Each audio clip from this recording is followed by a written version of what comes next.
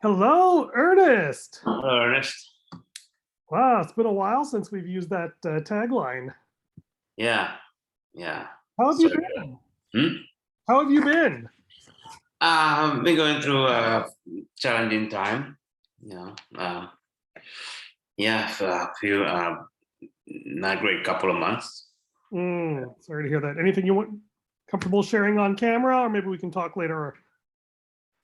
Yeah, just handling a little depression and getting used to that. Yeah. Okay, well, hopefully I will have something non-depressing to share with you today.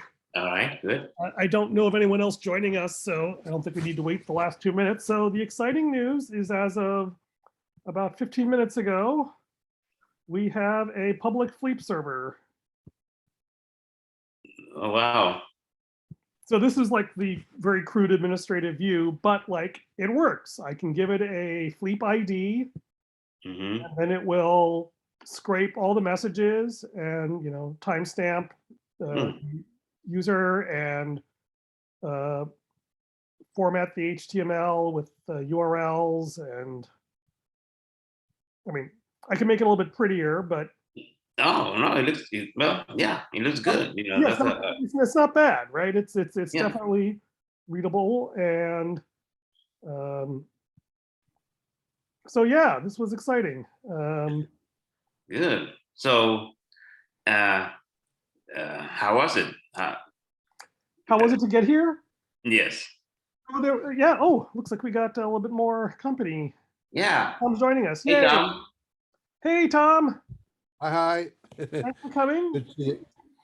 So only 3 months late, I delivered the functionality I promised to Ernest, where given a Fleep conversation, I can scrape the data and create a public little chat log.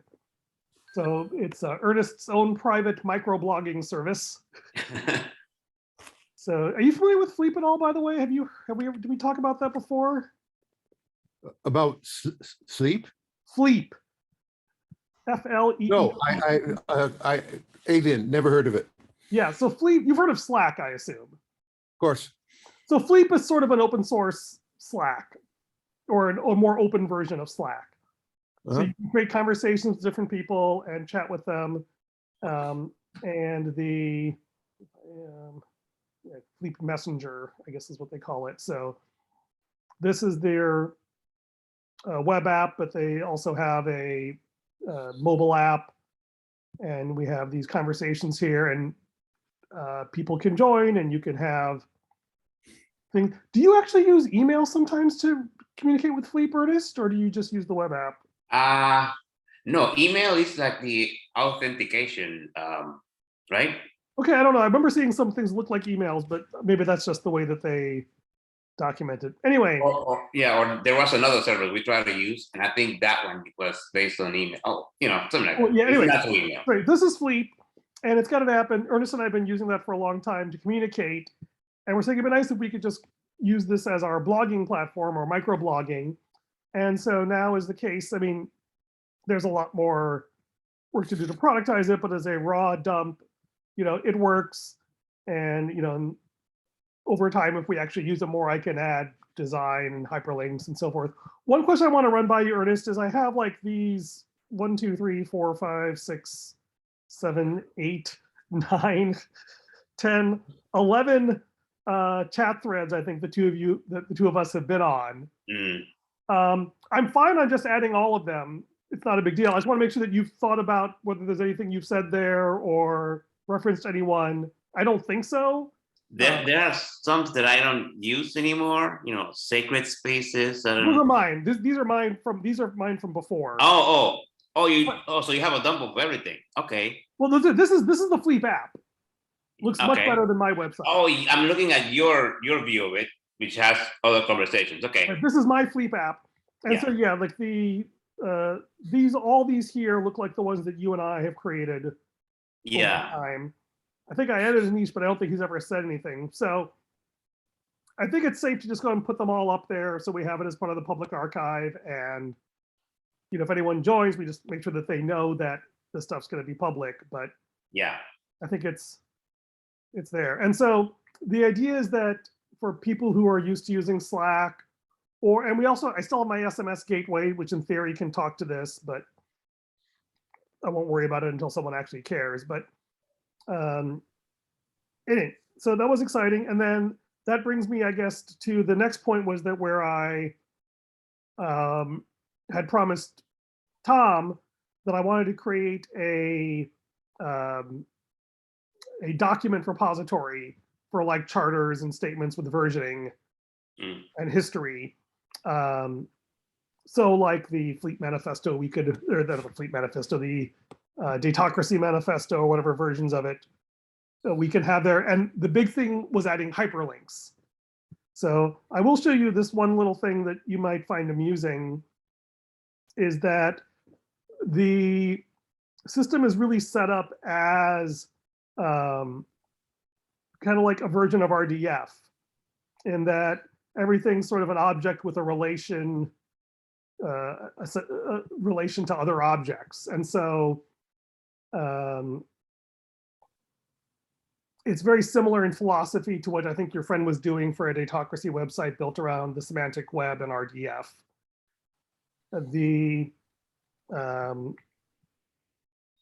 Like right now I think I have some pages here, yeah. And this is actually the live web app, not the pre-release version with the Fleep conversation here. I probably could actually add it now if we wanted to. But this allows you to, oh yeah, so for example, this is something I created for COVID where it has a little registration page where we were keeping track of making sure we didn't exceed the number of people showing up on a Sunday morning during COVID times. But the idea is it'll be like a page like this, which is just the document showing the current information with hyperlinks of the pieces that are terms we want to define as other pages. And so I guess that's the key ideas. I guess there's two key ideas. I'm trying to remember what we talked about back in January. One was that, like a wiki you want to have, or you want the big, like one of the big things about Datocracy is that you define your terms and that it's a really easy editing environment for defining terms. That was the first piece. And then the second piece was that I wanted versioning. So you could easily browse and see previous versions of it. And then the third thing is that it was public, unlike Valplan and the stuff we used before. So I could actually have a public wiki with definitions and versioning for us to edit Datocracy documents. So Ernest was asking me how hard it was to get here. I spent a lot of time just up versioning everything because I hadn't touched the code in 2 years. And I went through a whole bunch of blind alleys and discovered that a lot of technology I was using was completely deprecated. And ironically, I went onto the Elixir Slack channel, and that was where I found all my answers to build my little Slack competitor here using Fleep. And then once I got past all that, then it was like about a week to actually implement this Fleep stuff. If you're feeling geeky, I can show you the code. What did it have? Rust or? No, this is actually a language called Elixir. Elixir, oh. Yeah, I don't know if you've heard of, this is based on a language called Erlang, which was invented by Ericsson back in the day. I've heard about Erlang. Yeah, and so the Erlang is really powerful because they can do they use what they call green thread, so it's very lightweight multi-processor communication, and everything is immutable. So it's very easy to parallelize it because you don't have to worry about shared state among threads, and they have a very sophisticated supervisor structure. So if threads fail, if you get an error, the thread just dies. And so it keeps it very simple and scalable. And it does things like hot updates. So when I push a new server, it'll run it. And if the new version of the process dies, it'll just roll back to the old one. Lots of clever stuff. This is just their HTML templating, which is pretty trivial. This is the, this is their controller code where you're querying like a database to get data and then piping it into the HTML page to render it. This is the routing tables. So right now we just have the show. It's like REST. It's like a REST API? Is that? Well, REST APIs actually are all here. So the standard REST APIs, which are just the, CRUD, create, retrieve, update, delete, it'll do that way. But if I'm doing, for this thing, it's more of a public facing read only sort of site. And that's why it's got a simpler thing, but it does use get and post and standard native HTML. This is the test framework. So this is our Fleep test. So this, and I use this to basically learn, this is what I had to do this week. It's like, okay, first calling, there's a tool called Finch, which is the HTTP client for Elixir. And it, does a get on the URL. It actually constructs a request and then sends it to the request, or it constructs a query, I guess, and passes to the request object. And then that actually does the work. And so I just sat through and like, okay, do the get, which is the sample code, then do a post and figure out how to encode stuff in JSON, and then figure out how to pass the secrets into the application, and then test that I can log in. And the funny part was that, like, usually the trivial thing is once you get, a token, you just store it in your session object and you use it for future calls, right? That's kind of how you do code in the normal world. But you can't do that in Elixir. There is no mutable state. You can't just set a variable somewhere. So I had to create a whole different framework, or I guess a module, I guess they call it, which uses this low-level thing called ETS, which is basically a key value store.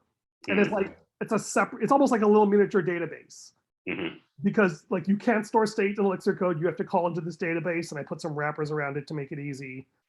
And then the actual code is here, where I, this is the caching thing that I have to do to store stuff.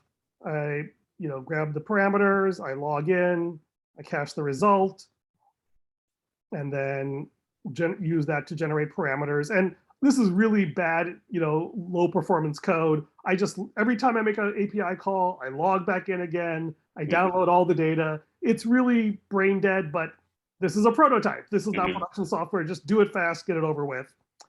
And then Fleep has a beautiful API called Conversation Sync, which is basically you just call that and it gives you all the messages for that conversation. So it's really simple and convenient. And again, low performance, but you can page it if it matters.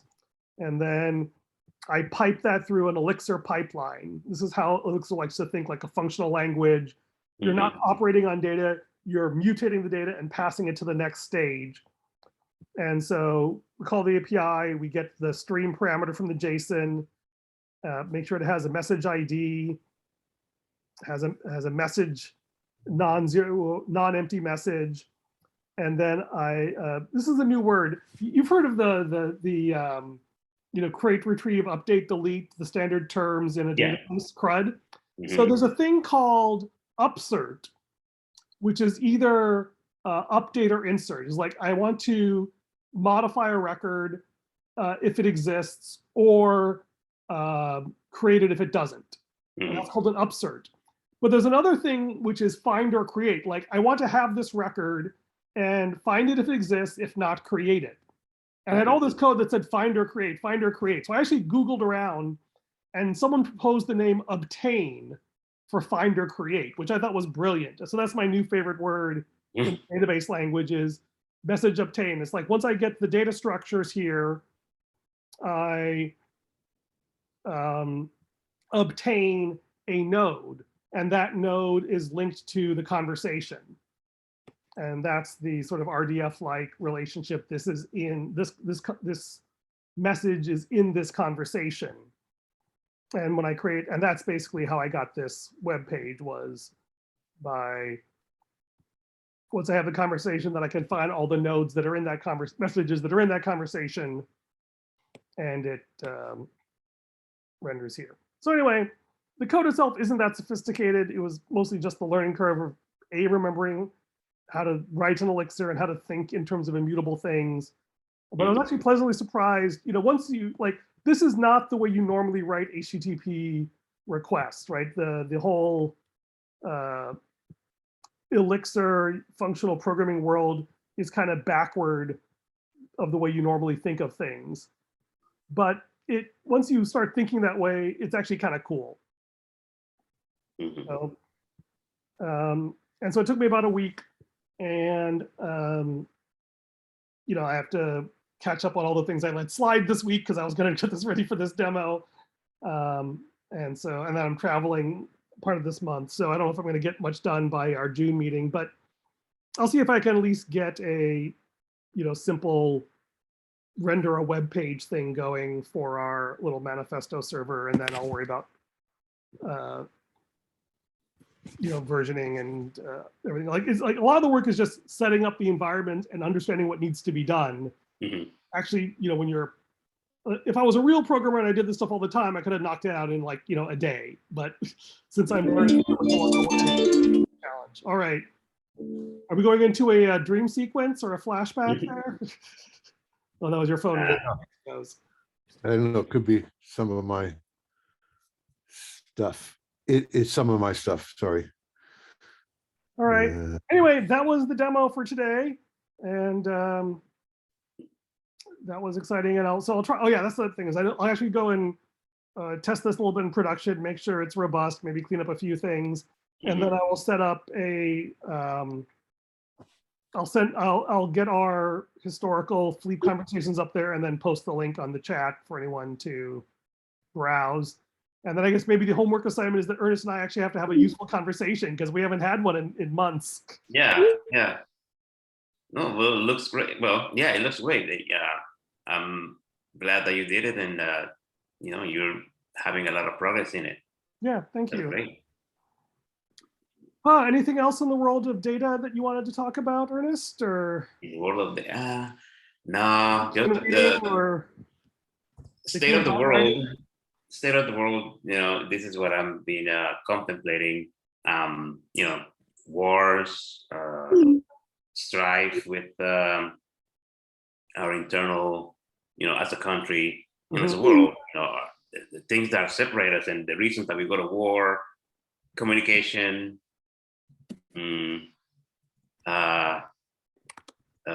What is it? Reputation. I'm thinking of all those things. And I saw that what's his name? The Ethereum guy. He Vitalik? The Ethereum founder. Vitalik, isn't it? Yeah, Vitalik. Yeah, his team created a what is it? Remember our thought, the forward thought collective? They created a collective. You know, like, oh my God. You know, and it's kind of like, well, it's more like, you know, geared towards. So what we were thinking about, you know, creating an environment where people can relate better. It's like, you know, they have a governance thing. It's all based on, of course, on Ethereum, but they have a governance thing, and they have they have like three parts, and it's called something collective. It's you know, if you Google it, you can see it. But yeah, I thought it really funny and interesting. Like, oh yeah, okay, well, not everybody is against the collective term, but yeah, you know, Optimism, is it Project Optimism? Is that the thing? Yeah, something like Optimistic that. Collective. Yeah, it's interesting. But I'm thinking like, well, you know, all this crypto stuff is interesting and things, but it's more, you know, geared towards, you know, like what we talk about. It's all geared towards currency and transferring money. And I'm like, maybe we can have a blockchain of just reputation. So instead of money, we handle an entity's reputation. You know, what has this entity done? Does it adhere to its values? And then so that people can kind of computerizing reputation and trust, so that instead of you having to think, oh, does this company, you know, does it adhere to my values? You know, by yourself, you know, you have to first list your values. You have to, like, you know, company says, you know, it doesn't go with the values. Well, where are your values, right? Like we've talked about, if you have to like publish your values, and so that people can look at them, and then we have to have a way of, okay, do you act according to your values all the time or not? So that's like a blockchain kind of thing. Okay, this company did this, and you polish it into that, and then they'll say adhere to his values. Yes, okay, then you get a reputation point or whatever. Yeah. And when I say I mean more like people. Right now, I'm not thinking about companies. Really, it's just like people. Does what this person do? Is what this person doing according to that person's values, Polish values. So you have a community and say, hey, these are my values. I'm for liberty, and I'm for helping the environment. So if this person says that, oh, I just bought an ice car, and well, okay, that doesn't go with your values, so that people can actually compute trust. Like, okay, it's like a Twitter or some automated thing that gives you, like, you. For example, if you say you're against centralized public internet companies that scrape users' data, and then you go and post a rant on Facebook, you would lose a reputation point. Yeah. Well, yeah, I can. Yeah, do that exactly. Yeah. So that you can decide. Oh, if I wanna go into Amazon. Well, Amazon is like it's not good for businesses. Like it kind of gets their business data, and so instead of Amazon, use something else, so that you can compute your trust. So you sign into this thing, and then it tells you, hey, this company that you like, it kind of didn't act according to its principles, and then you can call the company and say, hey, what are you doing? This doesn't go with the principles. And then they can react. They can say, oh yeah, I'm sorry, whatever. So we can have a conversation managed, helped by technology that gives people the tools to actually follow the principles. Right. So Yeah. if you buy a gold or if you buy a diamond, hey, it also hooks up into tracking things with the blockchain. Companies are doing that, like tracking the origin of components and manufacturing through blockchain. So if you hook up into that, you can say, oh yeah, this watch, there's this. We have the whole history of the components, and whether it's conflict free or all of that. There's all these things. Yeah, we have to give that to people to make decisions. Bring it all up. And then make them help. Oh yeah, okay, I'll buy the watch because it follows my principle. Or no, I don't want that brand. Let me look at this other brand. Yeah. So we have to bring all this data to people. Yeah, and I think this is really only, I think, something that can be done in an automatic fashion on the blockchain. Exactly. You have to have basically everything has to be transparent. Like all your transactions, all your reputation, whatever is based on that. And the blockchain is the only place where you can really sort of have any meaningful guarantees of that. So I think there's definitely an opportunity there for rating and evaluating things. And people, I think I shared, like there's a website that does appraisals of NFTs. And he said he likes to say that like people have to stake and say, I believe that the community would pay this amount of money for this NFT. And whoever's closest gets the most money. And so you have an incentive to really try to understand the community. And the founder said something really interesting. He says, it's not that we're trying to guess the market price. This is the market price. This is what people would actually, put money down and say that they would pay for this. Oh, so it's not like a market. So you're not actually buying it, but you're saying like, I would buy it at this price because I believe I could sell it at this price. And okay. And so the idea is that in some sense they are defining reality as they conduct these polls. I mean, it's not a very robust reality. It says that it's like only like 20 or 50 people out of the whole community, but it's still as close. It's the closest thing to objective reality you can get, right? Is getting people who care just put their money where their mouth is. And I think that's so there's like two halves of it. Like one is the like tracking stuff. So this is actually something I wanted to talk about because this came up in my conversation last week with this guy, Ben from mode.com. Mm-hmm. And there's two halves of things. There's the, let's call it the objectively verifiable data, right? So when you put something in a blockchain, you put something in a public database that's relatively tamper resistant, you say, okay, we can all look at that number and say that the number on row 5, column 12 at 2:53 a.m. UTC is 12, right? That's an objectively verifiable thing, okay? But then saying, well, you know, and then like this, but then the semantics around it, it says that, okay, that number 12 is the number of tons of carbon that you've emitted in the last year, let's just say, for something, right? And you say, okay, that's the semantics there. And you can give you a pipeline of how that number was calculated so people can justify whether or not, you know, that value is a good proxy for, you know, because it's going to be an approximation. The number is 12, no one's arguing about that, but it's an approximation of the amount of carbon, like what's the error bars, what's the tolerance, what's the latency. So there's a semantic model which kind of gives you, you know, some level of confidence and precision about what that number means. Kind of like Tom's Datocracy documents. You know, you have to define it in terms of these other things. Right? But even when you do all of that, there's still sort of a subjective element. It's like, well, is that good or bad?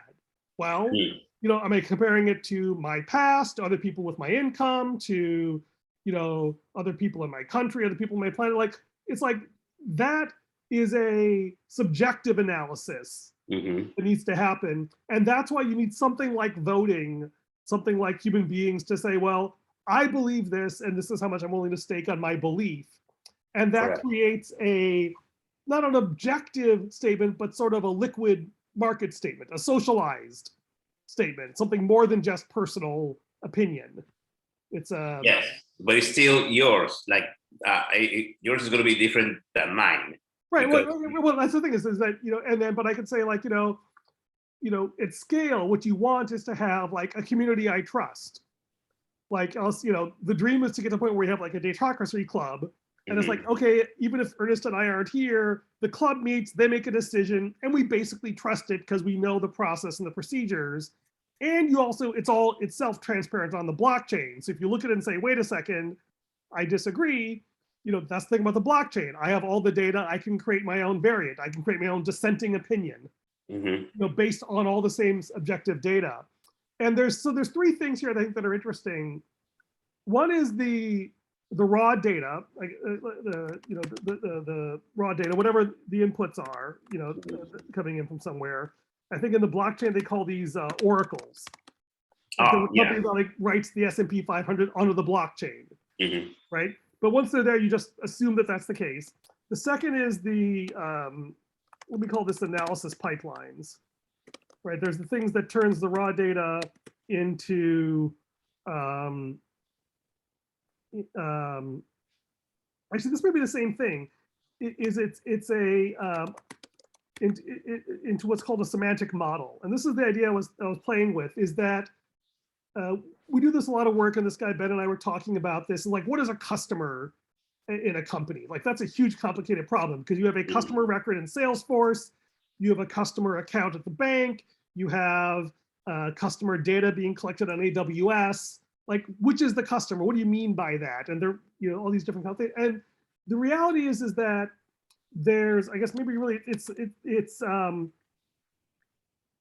what I've discovered is the answer to the question, what is the customer, depends on who is asking and why, right? If it's a salesperson asking who's a customer, it's because they want to sell them something, right? But if they say, well, actually, I'm asking because we need to tell them their devices are broken, they need to bring them in for a recall, then the customer is really the person who's physically holding the devices. Where it's like, they haven't paid their bills and we need to yell at them. Well, the customer is actually the billing entity. And for some customers, one completely separate legal entity is paying for the devices versus the one that's deploying the devices.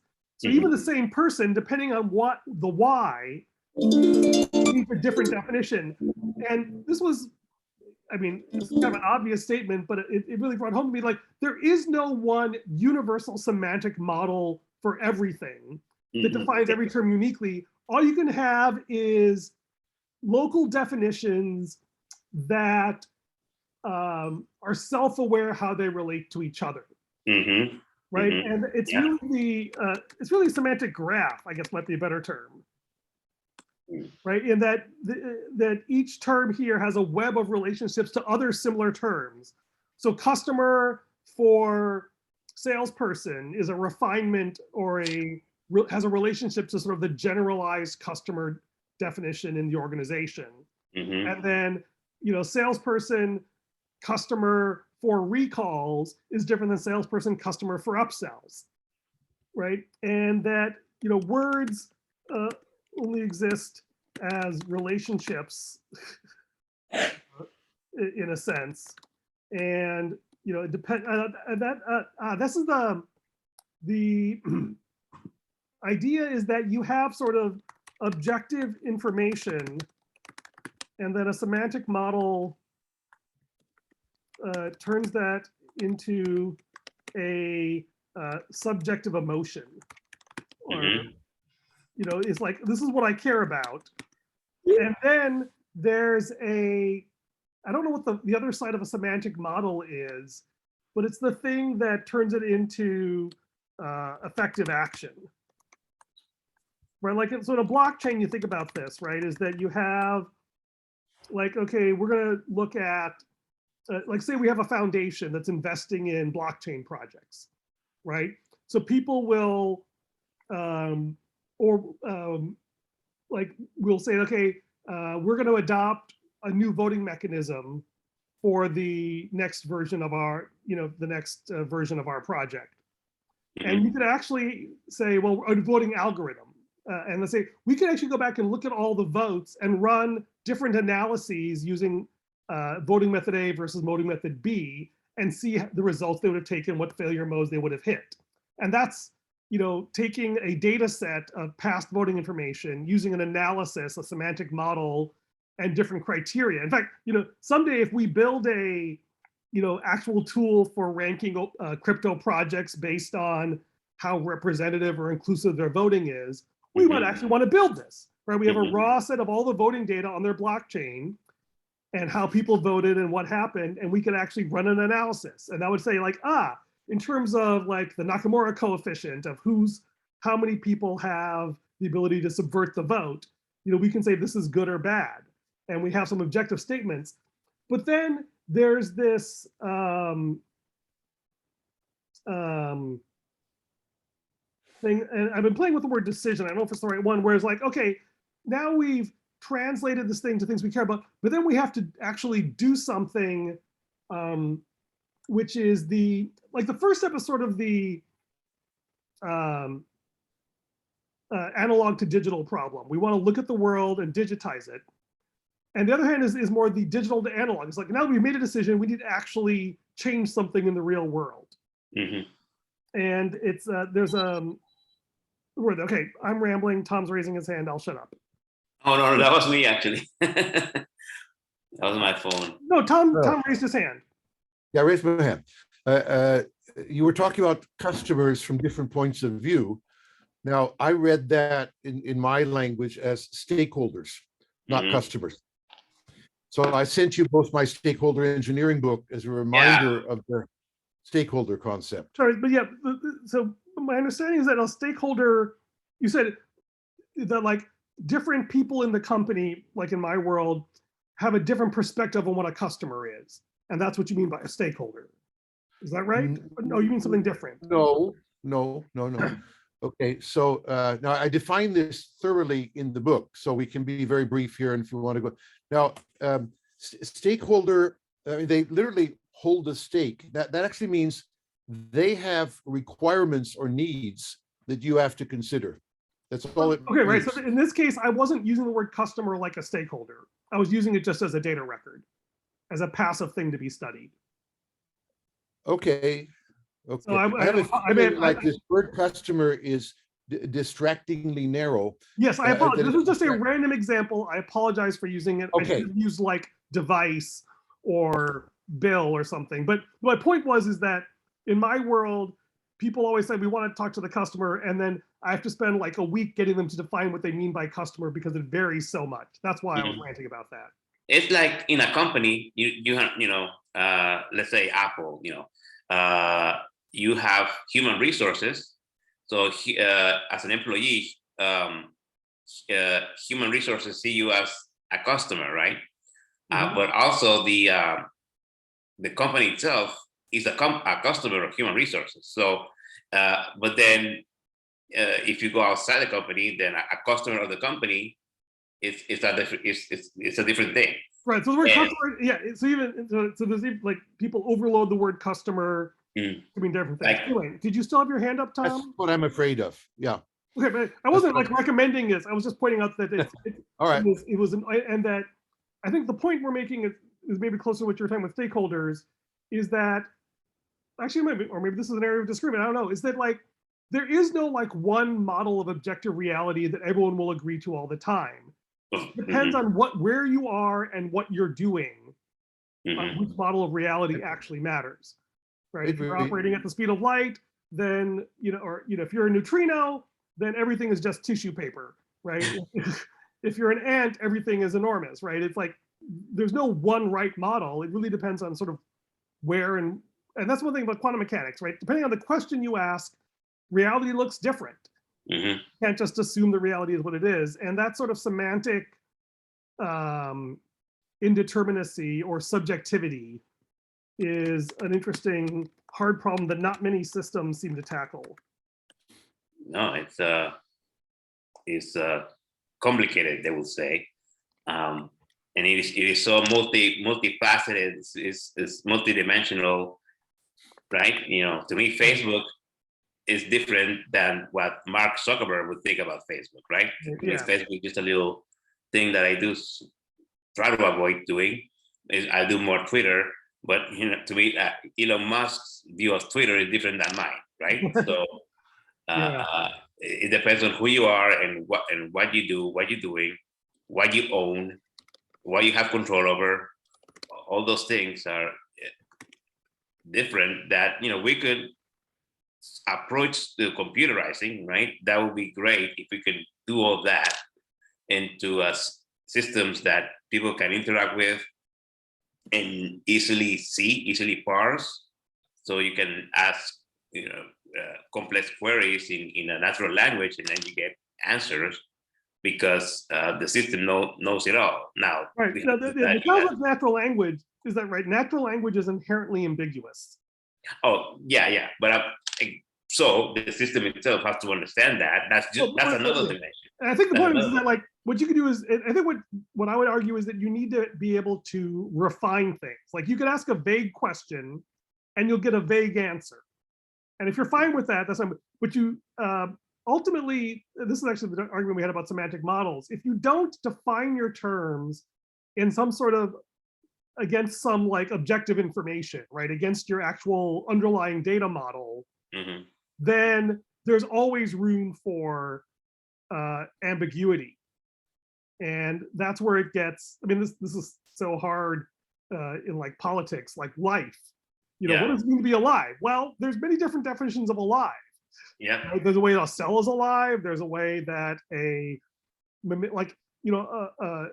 your brain alive, right? And say, well, this is the only answer. So, well, it really kind of depends on your context and what you're wanting, and just realizing that we have different contexts and we have different definitions is something that that makes a lot of people deeply uncomfortable. That the world really is that messy and complicated and not easy to write down to one right way. Yeah, and I wasn't even thinking directly of natural language. I was talking about graphs. We have graphs and tables and all those things. So it's not just a language itself. It's like how do you represent a diagram and of whatever data you're trying to view. So it's not just speaking, but it's one way. So that's what I said. It's one dimension. Then you have the visual dimension. Then you have the how you interact with this data, all those things. Yeah, I want to. I want to segue into Tom's little aside there about Elon Musk wanting Mars to get rid of politicians or rethink politics. Like, I love the idea of rethinking government. You and I have done a lot of that, Ernest, and lots of other people have too. The harder question is like, okay, how do we make sure we don't replace that with just Elon Musk is in charge of everything?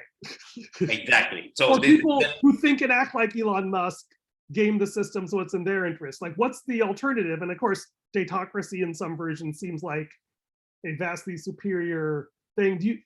Have you been following Elon enough to know if he's proposing something datacratic or if he's just ranting against? No, that's all I have, and I suspect that's all he has thought for the moment. Yeah, but I still thought it was fun because I think I put it up on my own LinkedIn, Twitter site and said, Elon Musk and I agree completely on this. Here's my Datocracy book. Yeah, and I think the interesting thing is, someone made the interesting point is that, the one thing that we know about Mars, it will have a different blockchain than Earth does because the latency is too high yeah. to reconcile transactions. Well, we have different blockchains on Earth right now, right? I know, but you can bridge them with relatively low, latency, right? But so yeah, the whole point is that you have something with a latency that varies, on the order of minutes. And so even if they're identical technology, there will have to literally be separate blockchains, or you have to have like this decision, can only get ratified in, the maximum round trip time between Earth and Mars, right? And there's like hourly reconciliation, which the rest of, so there'll be some like uber slow blockchains which run every 30 minutes or whatever, like that. But, yeah, but I see that more like there's the Mars blockchain world, and then there's the Earth blockchain world. If you're going to Mars, it's like countries, like you have McDonald's in Russia, you have McDonald's over here. No, you don't have McDonald's in Russia anymore. Well, yeah. Okay, I don't know what exactly. You have McDonald's in Ukraine. But yeah, and so right, you have franchises. Yeah, it's like you have to. They're separate. Like they're going to be Martians that do things their way.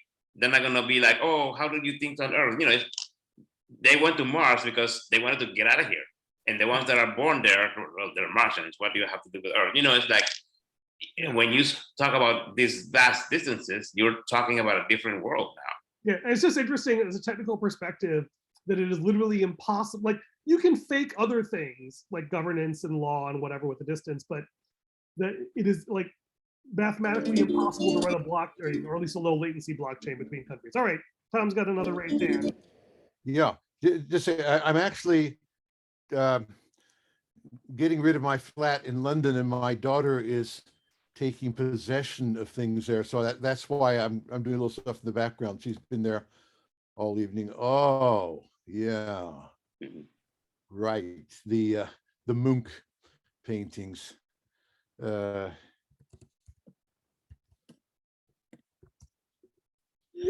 give it.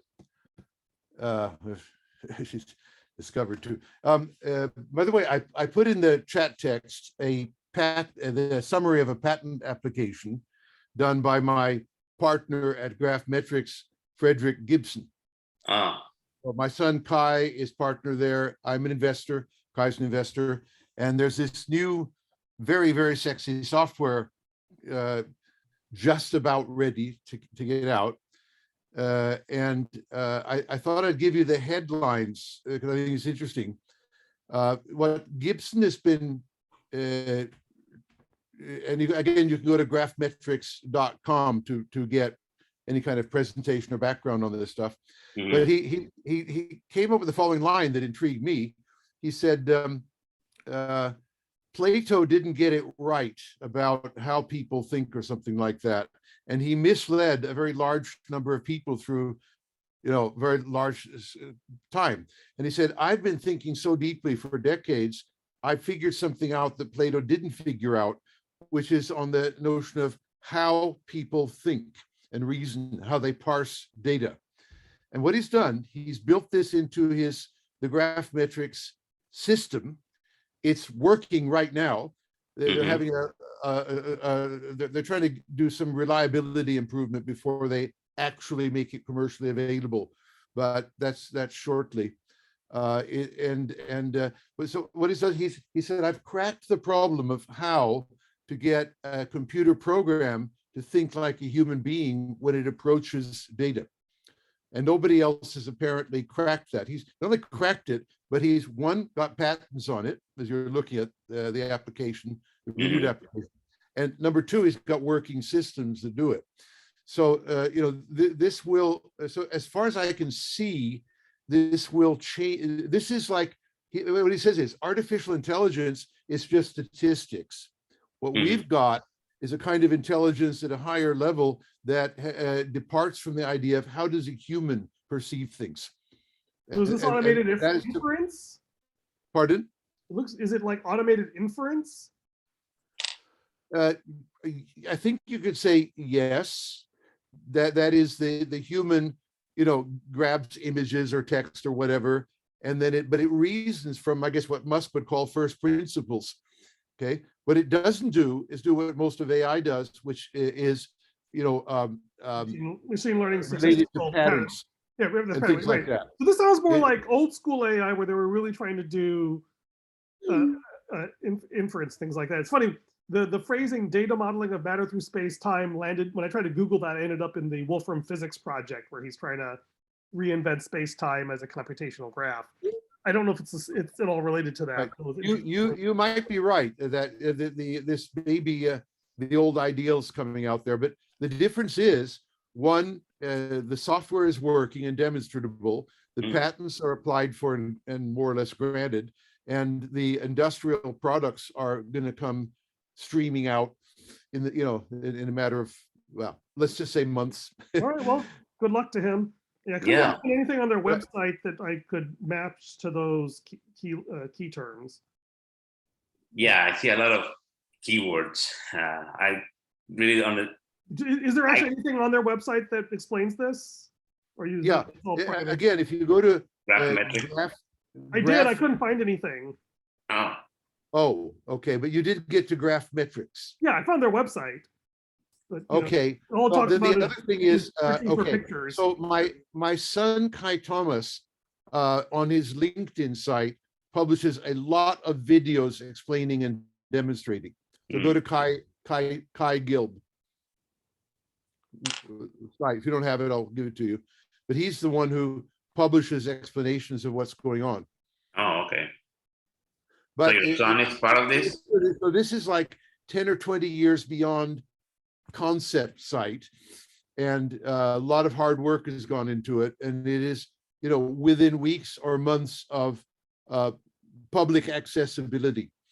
Okay, I mean, it's certainly a bold claim, and I guess there's a good degree of from what I know about it, and from what I know about it, I think it is a magnificent breakthrough. People, worth knowing about, changes everything that computers can do. Oh, this got your systems engineering. There you go. Yeah. I mean, people abuse the term intelligence in a lot of strange ways, but I get to see a computer that's intelligent as a fruit fly, in my definition of intelligence, but that they don't use language, but they can outsmart me when it comes to survival. So I don't know quick reactions, multiple eyes, they can see, better than you. Yeah, right. Yeah, they can do lots of things better than us, even though they're just a stupid fruit fly. And that's why, but certainly, if you're defining intelligence as the ability to reason about information, which is an interesting thing, a lot of people use it to mean much more than that. I can easily imagine, I'm willing to suspend disbelief and believe that he has found. By the way, the part of the background here is the part of the philosophical framework is my language. Right. So this guy, Fred Gibson, claims seriously to have read my competitive engineering book more than 10 times thoroughly. Okay, this is actually fair. It's not AGI, it's conceptual AI. And it's true, because of the obsession over machine learning in the last decade, conceptual AI has kind of gotten shafted. By the way, the page you just had there, if you look, go back, that's language you're looking at right now with the function symbol. Yeah. Okay. Yeah. I think the interesting thing is, and the reason why conceptual AI broke down was precisely the A to D problem, is that you have to translate the analog world into some concrete digital concepts before you can reason about it. And people just found that too freaking hard, so they just gave up and just let's do statistical stuff. And I'm curious what problem spaces. Okay, why is it about, so it's interesting to see what real world problems. I mean, okay, graph metrics, like their job really is creating these complicated graphs and specifications, right? No, they keep track of things by understanding the relationships between concepts, but practical methods. Now, this guy, Frederick Gibson, he worked for Bechtel for many years and spent a lot of their research money. And so he has, they already have working products, which Oracle is paying for right now, of taking any form of blueprints or contracts in and understanding them fully without human intervention, even blueprints from the 1930s. This is already working, operational, and generating income. So the potential is that they go into, so the building industry is a big thing they've already. Right, yeah, so basically, I mean, it is easy for me to believe that there is a breakthrough in terms of document processing, right? Yeah. It's a little harder for me to swallow this has anything to do with what I would call artificial intelligence or whatever, but fine. Is it Frederick? Okay. Did I spell that correctly? Frederick Gibson? Yeah, Gibson. That's from Graphmetrics, or? Yes, yeah, he's the founder, and he's the guy writing almost all the software. There's a picture of him, yeah. Right. So very interesting guy. I mean, I got in hold of him because he called me up about 5 years ago and said, I've read your book several times and I'm very interested in your concepts. I think it's going to help me do what he's done, crack the problem of how to model things. He liked the basic way I'd organize, and he still does. But he's done more than, he's gone beyond whatever I could teach him in trying to crack a problem he claims nobody has cracked before, and make it patented and in software now. Oracle concluded he had something so unique that they actually went very far down the road to try to buy out the company. Oracle didn't know of anything better after all their research, so it's world first. Yeah. In my world, Oracle is so last century. It's hard to take that as a they needed this to get into the next century. They realized this was big in building, and they wanted to get into the building trade in a bad way. That was, in simple terms, why that's it. My own startup was in a similar space, working with the construction industry and real estate, doing machine learning models. Or it was actually prior to machine learning, it was doing reconstructed reality. This is before the big AI craze where everything was AI. So the Microsoft Connect technology, using that to get a 3D rendering of a space out of a point cloud. Anyway, it's cool, and I think this issue of semantic model comes up in there, right? And that a lot of it is really trying to build this sort of conceptual model from scratch, almost kind of like unsupervised deep learning, right? It's trying to just look at the data and figure out what's going on in a way that you can reason about it.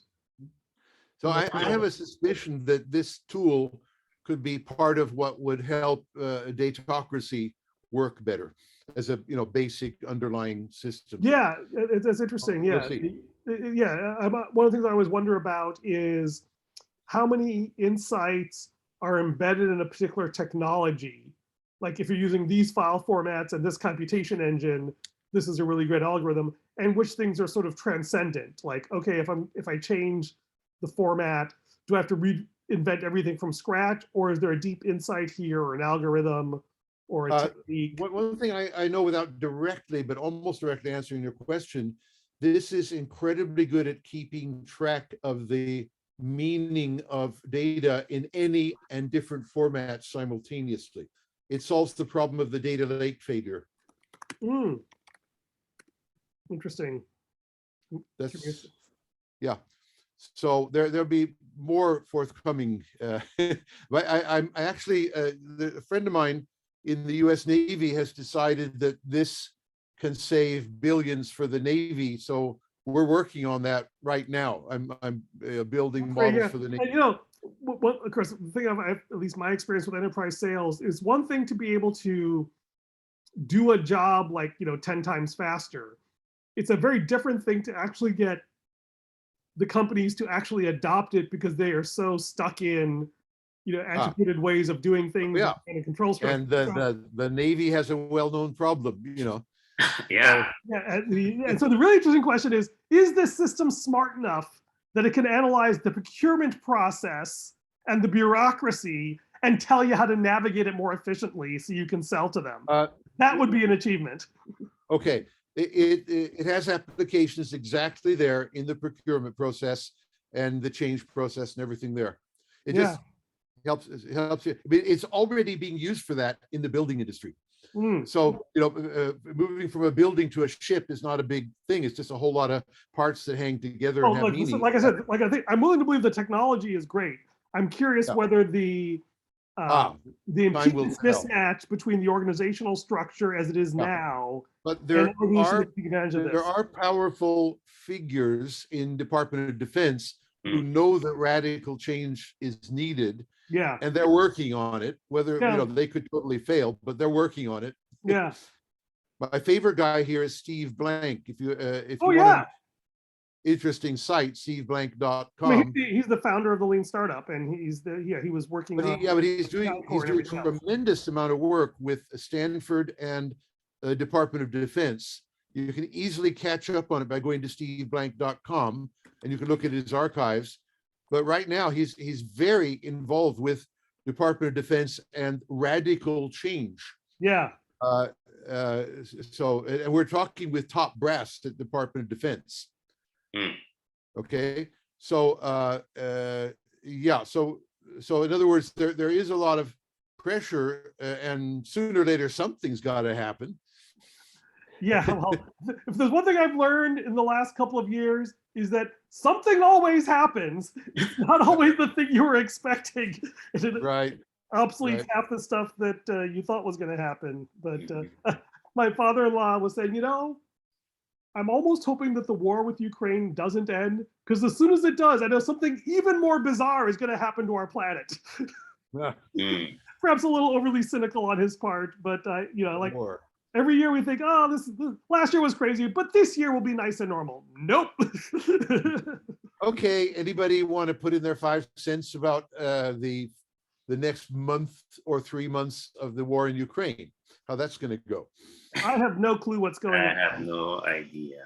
Oh, I don't even know how it's going now, much less how it's going to go in 3 months. Oh, well, the Ukrainians are kind of kicking ass, right? And so they're like really good fighters, and they have heart. So, and the Russians, they because of the structure of their army, if you kill their generals, they're like, they don't know what to do. So they're resorting to launching missiles from far away, killing and raping women, babies. So they're like going to medieval times, and that's their war posture. Now the other side is they're using intelligence to help the Ukrainians target their ships and buildings. So, and they're giving them more material, missiles and tanks and drones. So it seems like good news, if you're with Ukraine, which I am. So, they're not capitulating. They're not cowards. They're like, we're going to fight. So you don't think that Ukraine's going to fold, but it's not clear how long Russia can keep on escalating and getting nastier. Yeah. Like that. Yeah. I'm interested. Are we going to get Putin and make him a formal war criminal, lock him up? That should happen. Yeah. I mean, when you say formal war criminal, does that mean the UN has to vote on it, or it just means that somebody? No, there are these international courts that have taken, the Kosovo leaders and things like that, and they've jailed them, and they've right. Yeah. Usually that only happens after a military victory. Right. Yeah. And I guess that's the hard question is, and so that, it is really hard to imagine what happens to Russia afterwards, one way or the other, right? Like if they win, they'll still be international pariahs. I mean, it seems like the West has kind of drawn a line in the sand that even if Russia, crushes Ukraine and annexes it, I don't think all the sanctions, everything, are going to be rolled back. It's going to be decades. It's hard to imagine things becoming normal with Russia, with Putin in the foreseeable future, right? Either, Russia becomes increasingly isolated regardless of what happens in Ukraine, or Putin, has to fall on his sword, voluntarily or involuntarily. Or he uses the nukes. That is the third option, right? Is World War III, right? Together with us. Yeah. It's all going to happen simultaneously in 30 minutes. Yeah. Hi guys. That's why you don't want a blockchain in Mars, because by the time you finish the round trip, it could all be over. How old is Putin? I don't know. He's only 69 or something like that. He's young compared to our leaders. Yeah. That could be said. Yeah. He's got a young girlfriend that they're trying to, Yeah, good gymnast. Yeah, and they're like, we need to, what is it? Seize her money or whatever. Like people are asking They why. just decided to do it today. That was one of today's decisions. Yeah, they were laying off for a while, but they've decided to go for. Okay. Okay. Well, I think when we started to talk about Vladimir Putin's girlfriend, it's time to end the conversation. Yeah. Okay, guys. Thanks all. I think June 2nd or 3rd, I am out of town for my nephew's wedding. My first next generation offspring for my family is getting married. So, but the week after that, I think should be relatively quiet. So I'll bump it to the second week of June, and I will catch up with you then. All right. All right. Okay. Thanks. Great catching up with you guys. I will post this on the channel and let you know when the Fleep app is live. Yeah. Good talking to you guys. Take care. Bye. Feel better for you, Ernest. Bye-bye. Bye.